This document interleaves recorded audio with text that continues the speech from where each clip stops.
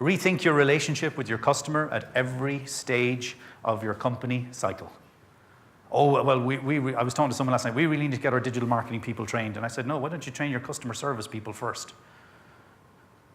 Because they're the people who need to actually interact with people on a daily basis. Why don't you start there? And then why don't you go into your sales team? We trained 40 salespeople from Microsoft in EMEA HQ in Dublin and about 50 salespeople from PayPal. PayPal got us in to train their salespeople because they inherited this little company that they bought, and they got 5 new salespeople into the team, and they outperformed their own indigenous salespeople by about 230% in the first month. And the PayPal sales managers were, what's going on here? And they sat these 5 people down, they were like, who are you? Where have you come from? And they said, oh, well, we had digital marketing training. So they changed the conversation with the customer from buy PayPal, use PayPal, PayPal's great, PayPal's really brilliant, we're the biggest, we're the best, buy PayPal, go on, do buy it, to actually this is how PayPal can help your search engine optimization. This is how PayPal can actually get you found better on Google. This is how PayPal can be used through your social media to get you more traction with your customers. This is how PayPal can be used to increase blah, blah, blah, blah, blah.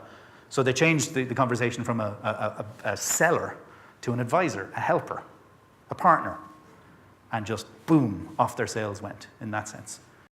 Southwest, a really good airline in America, low fares or whatever they're called, and they do all of their customer support on Twitter.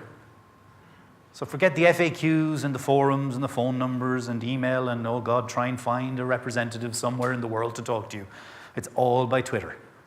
Within a minute of tweeting something about Southwest with their hashtag, you'll get a response.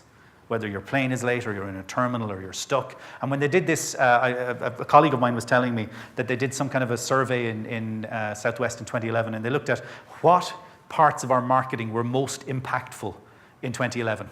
And 4th or 5th on the list was a single tweet. And they didn't even write it. Oh, I bet the copywriters were really scared by that one. They didn't even write it. It was a guy who got on a plane. He had about 20,000 followers on Twitter. He was in some business or industry or whatever. And he sat in the plane and he said, I've always wanted to see the inside of the cockpit of a 737. And because Southwest are tracking all their tweets, there was somebody in their customer service department was empowered enough to use their brain.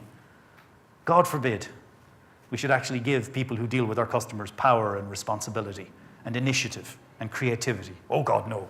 Stop, are you mad? What will you be looking for next? Insanity, sheer rebellion. So he used his brain and he contacted the flight controllers at the airport and contacted the pilot. And within about 4 or 5 minutes, an air steward comes to the guy and says, hello, Mr. O'Brien, because I'm from Ireland.